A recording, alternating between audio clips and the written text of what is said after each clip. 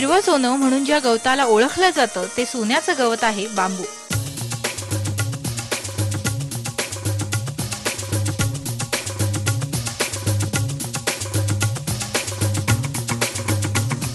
जगात बांबू उत्पादनामध्ये चीन खालोखाल दुसऱ्या क्रमांकावरचा देश भारत आणि आपलं महाराष्ट्र राज्य देशात बांबू उत्पादनामध्ये आहे चौथ्या क्रमांकावर. शेतीप्रधान असलेल्या देशात बांबूचं उत्पादन आणि त्यावर आधारित उभी राहणारी ही इंडस्ट्री खरं तर एका समांतर कृषी क्रांती इतकी महत्वाची.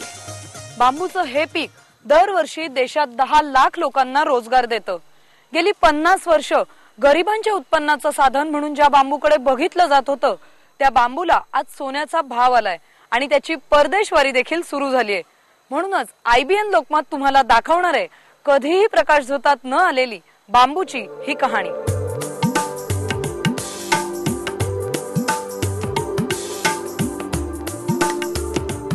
बांबूपासून बनवलेलं हे सुंदर घर अगदी स्वप्नातल्या घरासारखं. फर्निचरही बांबूपासून तयार केलेलं, लाकडी फर्निचरपेक्षा आकर्षक दिसणारं आणि फर्निचर प्रमाणेच हस्तकलेच्या वस्तूही हर तऱ्हेच्या. क्राफ्टिंगचे हे नमुने बघून थक्क व्हायला होतं. बांबू कारागिरांच्या राकट दिसणाऱ्या हातातून घडणाऱ्या या सुबक आणि नाजूक वस्तू. बांबू फर्निचर आणि क्राफ्टिंगची मागणी एवढी वाढली आहे हे काम म्हणजे असं वाटतं की रोज नवीन काहीतरी नवीन तयार करायचं, वेगवेगळं काहीतरी नवीन आणायचं मार्केटमध्ये, असंच नेहमी वाटत असतं. हे प्रशिक्षण अगोदर मिळायला हवं होतं. म्हणजे आम्ही ज्यावेळी ITI मध्ये जॉईन केलं त्यावेळी आम्हाला हे परंपरागत सुतारकाम शिकवण्यात आलं. याच्याबद्दल काही माहिती नव्हती की या हातांना आता थांबायला वेळच नाही. मला हे आल्यावर ज्यावेळी शिकायला मिळालं त्यावेळी एक वेगळं वाटतं.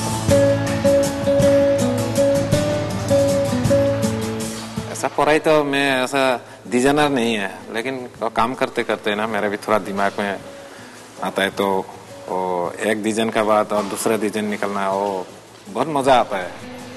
बांबूच्या कारागिरांची ही ऍक्शन रिसर्च साइट आहे तरी कुठे याची उत्सुकता एव्हाना तुम्हाला नक्कीच लागली असेल. ती आहे पर्यटन जिल्हा असणाऱ्या सिंधुदुर्गातल्या कुडाळ तालुक्यामध्ये. राज्यभर MIDC मधले बडे बडे उद्योगधंदे बंद पडतायत, पण कुडाळच्या MIDC मध्ये बांबूच्या या इंडस्ट्रीने 280 लोकांना हक्काची नोकरी दिली आहे आणि कामाचा आनंद. ही किमया आहे कॉर्नबॅकची.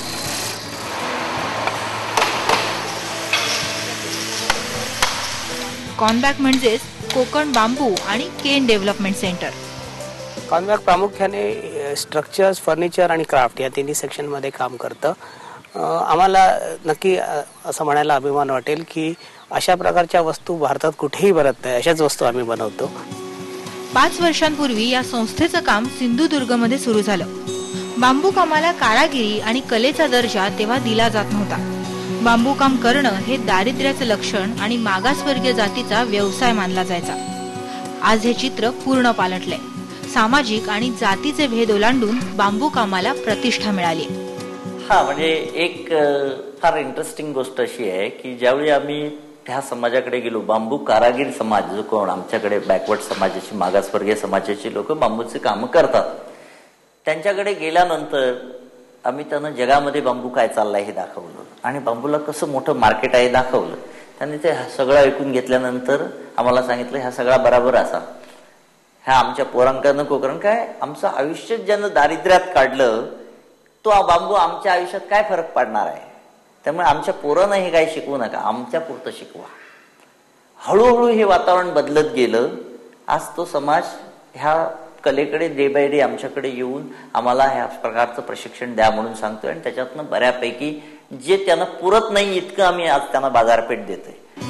कुडाळमध्ये बांबूचा ट्रीटमेंट प्लांटही आहे. केंद्र सरकारच्या सायन्स अँड टेक्नॉलॉजी विभागाने हाती घेतलेल्या national mission on bamboo application अंतर्गत देण्यात आलेला हा देशातला पहिला प्लांट, खास बांबूवरच्या प्रक्रियेसाठी. फर्निचर, क्राफ्टिंग किंवा कन्स्ट्रक्शन मध्ये बांबूचा वापर करण्याआधी कच्च्या बांबूवर केमिकल प्रक्रिया केली जाते आणि त्यानंतर केलं जातं बांबूचं फिनिशिंग.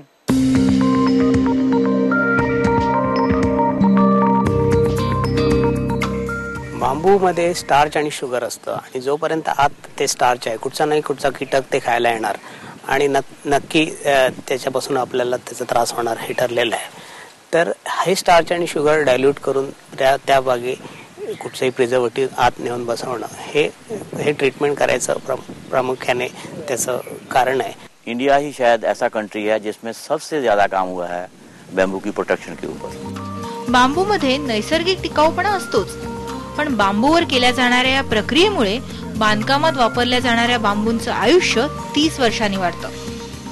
काश्मीरच्या दल लेक मध्ये असलेल्या हाऊसबोट प्रमाणे तारकर्लीच्या समुद्र किनाऱ्यावर ही बांबूची हाऊसबोट बांधण्यात आली आहे. बांधकामामध्ये बांबूचा केला जाणारा वापर किती उत्कृष्ट असू शकतो त्याचा एक नमुना म्हणून बांबूची ही हाऊसबोट ओळखली जाते.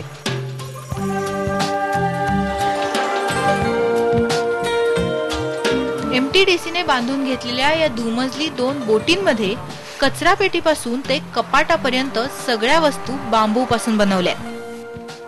बांधकामात टेकूपुरत्या वापरल्या जाणाऱ्या बांबूला आता कलेची जोड मिळाली. कुंपणावर उगवणाऱ्या बांबूच्या बेटातूनच आता आधुनिक घरं साकारली जातात. इको फ्रेंडली बनायचा इतका खराखुरा मार्ग आणखी कुठला असू शकतो?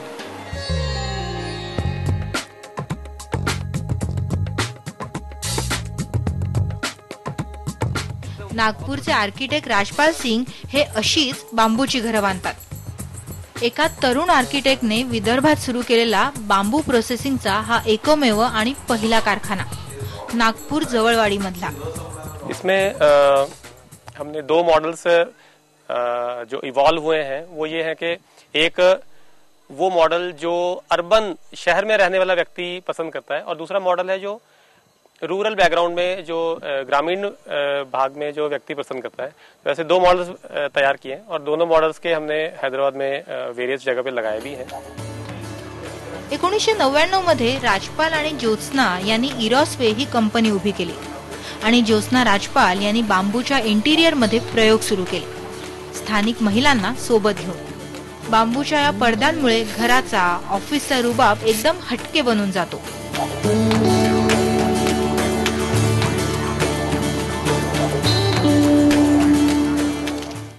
आप जैसे देख रहे हैं हमारी ब्लाइंड्स हैं या हमारे और छोटे आइटम्स हैं, हैंडीक्राफ्ट आइटम्स हैं, उनको सब लाइफस्टाइल प्रोडक्ट की तरह से देखा जा रहा है.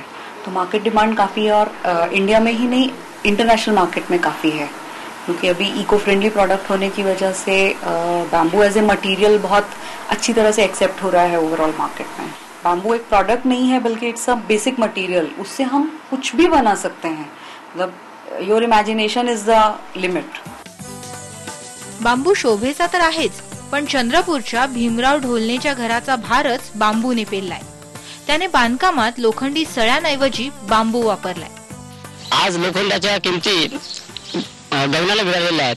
त्याच्यामुळे गरीब माणसाचे जे स्वतःचं घर आहे हे स्वप्न भंग पावलेलं आहे आणि म्हणून मूल तालुका बिरादरी संघटनेने हा जो उपक्रम सुरू केलेला आहे तो अल्प खर्चामध्ये आपलं स्वतःचं घर बनत आहे.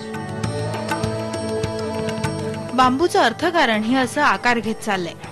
पुण्यातल्या वेल्हे गावातल्या अनेकांना याच अर्थकारणाने उभारी दिली. निवृत्ती सुतार यांनी सुरू केलेलं हे तोरणा हस्तकला केंद्र. इंटिरियर डेकोरेशन साठी इथे हस्तकलेचे खास नमुने दिसतात आणि एक्सटिरियर मध्ये बांबूच्या वाढणाऱ्या मागणीमुळेच त्यांनी खानापूरमध्ये एक सुंदर घर तयार केलंय. आता त्यांनी ध्यास घेतलाय तो गावकऱ्यांना प्रशिक्षण देण्याचा. जे आपण बाहेर प्लास्टिकचं किंवा घेतो त्याच्याऐवजी बांबूचे पूर्ण सगळं प्रत्येकाच्या घराघरातून पोच झाले पाहिजे की नाही ही बांबूची वस्तू की वेल्ह्यातून आलेली आहे.